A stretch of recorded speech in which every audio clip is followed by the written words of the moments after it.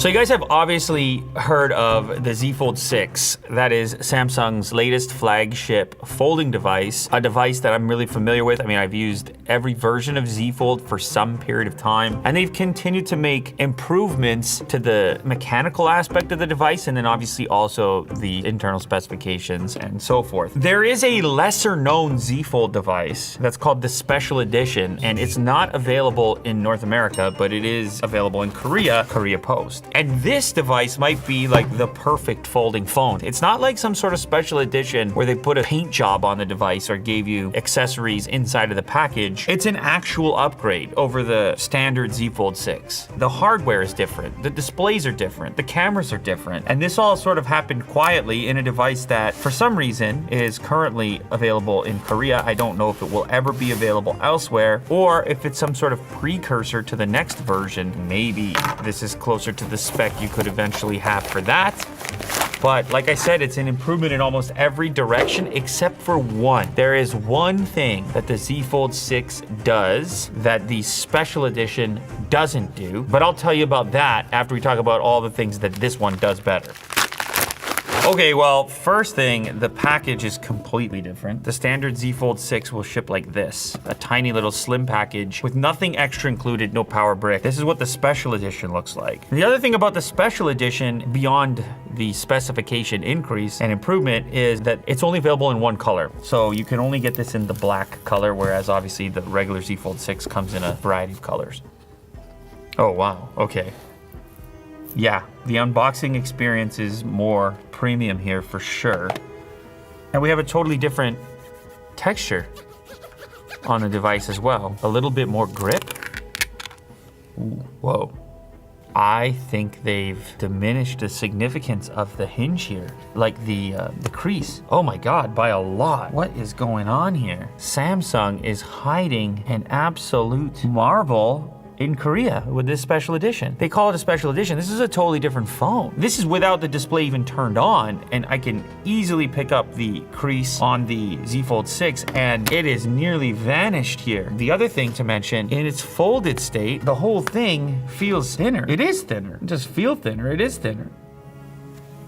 Okay, so the layout here is also a bit different. We've now got our SIM tray on the top of the device, whereas the Z Fold 6 regular puts it on the side. Our power switch volume rocker is in the same location, same as our Type-C and speakers. Examining the camera layout, I mean, they look similar, but they're different. And the entire section is a little bit larger and more boxy on the Special Edition. It's also a satisfying kind of pop to it. Is there more tension there? Yeah, oh, there definitely is. This one doesn't get pulled into that state nearly as rigid as the Special Edition. Like, this one just has a much stronger spring effect. Wow. Now, what else do you get with the Special Edition? Power brick, I'm guessing. Now, presumably you're paying a lot more money for this. I don't know what kind of conversion rate. What did we pay for this? Oh my God, yeah, okay, so it's pricey. 4,300 Canadian dollars or 3,100 US. That's a very expensive smartphone. And it's limited edition, so yeah, they're not making that many of them. It's not going to be for everyone. So I guess it's kind of like a concept in that sense. Like, maybe this would become more accessible tech or a more accessible device cost-wise later. I mean, the regular Z Fold 6 is already expensive, and this just takes it even further. 3,100 USD, holy cow, that's an expensive phone. So yeah, you get a power brick. You're spending a lot of money, you get a power brick. And I guess you get a case. Yeah, you get a case too.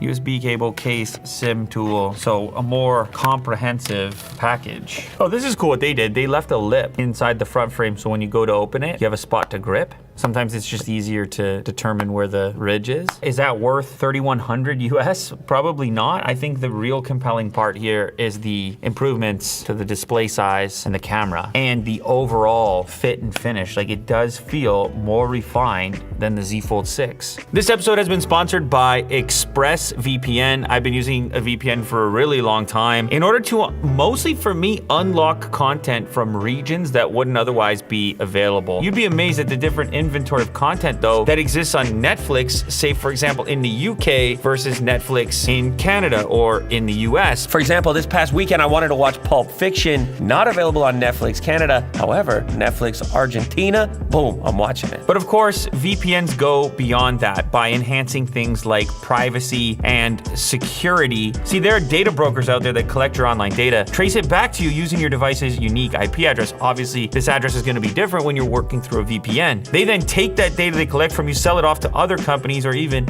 government agencies in some cases. So you can protect your privacy and mask your digital footprint by using ExpressVPN. Oh, the other thing, ExpressVPN is really quick. Like, that's the benefit of having a premium VPN, is that all your connections are fast enough to actually do high resolution streaming. So they've also just started offering a new add-on feature called Dedicated IP. This will help you avoid those annoying CAPTCHAs that force you to prove that you're not a robot. Dedicated IP will give you your own private IP address, and they use zero knowledge tokens to make your IP untraceable back to you. They don't even know which dedicated IP gets assigned to which user. And they've also got a 30-day money-back guarantee. So if you're not 100% satisfied with ExpressVPN, just let them know within those 30 days and they'll refund your payment. It's that simple. So go ahead and find out how you can get 3 months free of ExpressVPN by scanning the QR code on screen, clicking the link in the description, or by just heading over to expressvpn.com/unboxtherapy. Okay, so both of these devices are now set up. You know what's interesting? You place them flat on the table and the reflection is slightly different. You see, like if I hover that where the camera reflection is, you can see the crease there, but on the old one, you can see how much more defined that crease is, like a book. I'm calling it the old one. I mean, this is the limited or special edition. It's a little bit complicated to navigate. It really feels like a new version of the phone as opposed to this one-off limited edition. If I launch into a browser, for example, with some degree of light output, like now that crease is hidden even more so. Wow, this thing is slim and light. Like, I think it's like a few grams lighter, but the weight is distributed differently because the device itself is bigger, flatter. I mean, brightness-wise, they look comparable to me.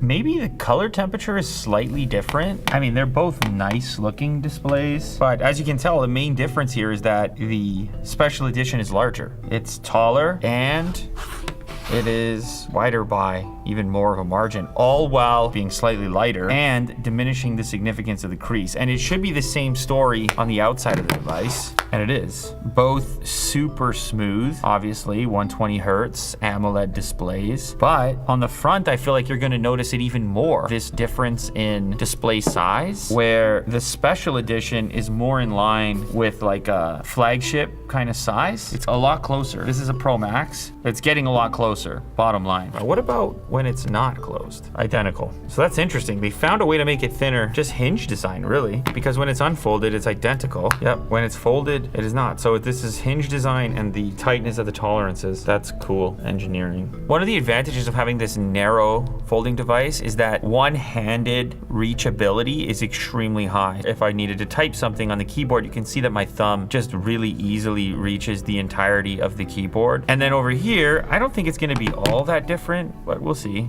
You know what? Not an issue for me. It could be if you have smaller hands that this reach gets a little bit further, but it's still narrow by comparison to something like an iPhone or even an S24 Ultra. It is shockingly different to type on the two of them, even though the increase in screen real estate is not crazy. You feel it when you're typing with one hand. You feel that increase in keyboard size. Now, it's important to remember, we go inside and we get the beautiful, one of my favorite things about folding devices, this beautiful split keyboard, which is just so comfortable to type on. And even bigger now than it was on the previous one. Either of these is gonna be a huge improvement over typing long paragraphs on a portrait-oriented standard smartphone, because the balance of the device is just so much more comfortable, the weight distributed more evenly across two hands. And then of course your thumbs just have so much more room to move around. The other thing that I mentioned was the cameras, because now we have the camera from the S24 Ultra on the special edition Z Fold, and that's not there on the standard Z Fold 6. I think a lot of people expected to see on the Z Fold 6, but didn't get it. You got that same 50 megapixel setup that's been there for a while. So here, 1x, 0.6, 3.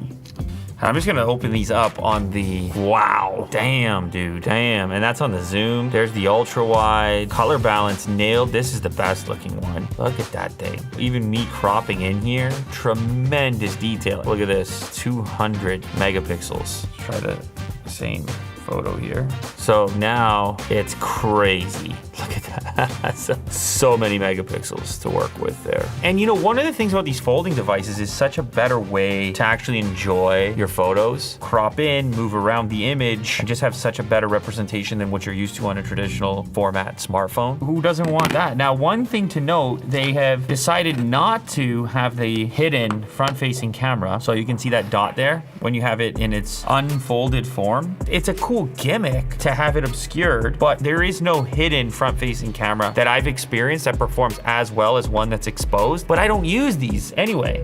Like, this is a device that still has another front-facing camera on the other side there. This is not a big deal for me. Now, if you're doing a lot of video conferencing and this camera is constantly in use, you may benefit from having the non-under display. I would take the under display if they could have fit it in there, but it is nowhere near a deal breaker for me. Like, this is not a high priority by any means. I'll launch into the camera just out of curiosity and see what the difference is, if there is. Oh, I think there's going to be a difference. That's what your under display can look like sometimes. Just very like cloudy almost. Usable, but not winning any selfie contests, and then not having it. I mean, also not really amazing, but it's better. Yeah, I mean, it's better on this one. Not by a whole wide margin, slight, man. But I wouldn't, again, I'm not gonna use those cameras. I have a better one here. This is a more typical place to do it. And just 1,000 times better. So no, that is not gonna be a deal breaker for me. Like, I just don't even care very much about that. They could even just get rid of that internal camera completely. I'd never used it, never.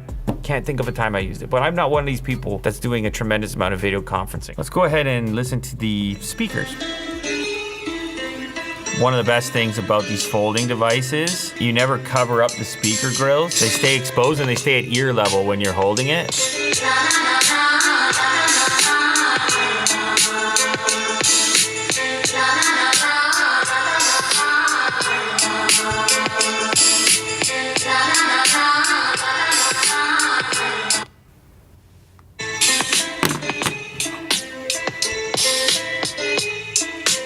So this is the Insta360 Go 3S. It is this tiny little action camera. Here is some footage. I took it to this small little training rink here, and I wanted to film just kind of shooting around and see if I could get creative with places to place.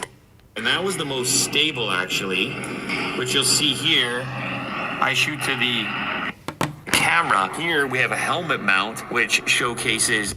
I think the sound is better on the Z Fold 6, not the special edition. I just took an extra moment there to listen to some dialogue and a little bit of music. Hey, there's gotta be some sacrifices. You wanna make it thinner, lighter, better hinge. It's hard to make everything better. I mean, it's slight. You heard them both. It's a slight difference, but I'm searching for those differences. Take it out of the studio and see how I can integrate it into filming some of my daily life. But before I take this outside, that is just a huge screen to have in your pocket. That is huge. I almost forgot to mention, I was supposed to tell you the one thing that the Z Fold 6 Special Edition can't do that the Z Fold 6 can is S Pen input, stylus input. I don't know. I know a lot of people were very happy that that feature existed. To me, it wasn't such a big deal, but will not work. Your pen will not work. Is that some other sort of indication or teaser about the next generation Fold and whether or not Samsung will continue to support pen input or if they'll just do away with it completely? Now, which one would I take? I would take the Special Edition. I don't need the pen input. I want the better camera. I want the bigger displays. I like the thinner design. I like this textured back. I don't like the price, but it's just like, this is your flagship. The Fold is your flagship. You have to have, in my opinion, you have to have that S24 Ultra camera, which is in there now. So that's a big missing piece. It definitely piqued my interest and it was something that I was curious about. It kind of lived up to it. I know the price is insane. The Z Fold 6 is also expensive. It's kind of wild. I think this is like sort of a concept, but in the form of a special edition. I don't know why they released it. It's not something that I'm aware of them doing in the past. I've looked at special edition Samsung phones, like the BMW phone, where, you know, it's got a special outfit on it, special skin, and some included accessories, but like a whole different phone with a whole different camera setup, whole different display setup. I get it. I mean, it's still similar, but it's definitely a different phone, and they've just labeled it as a special edition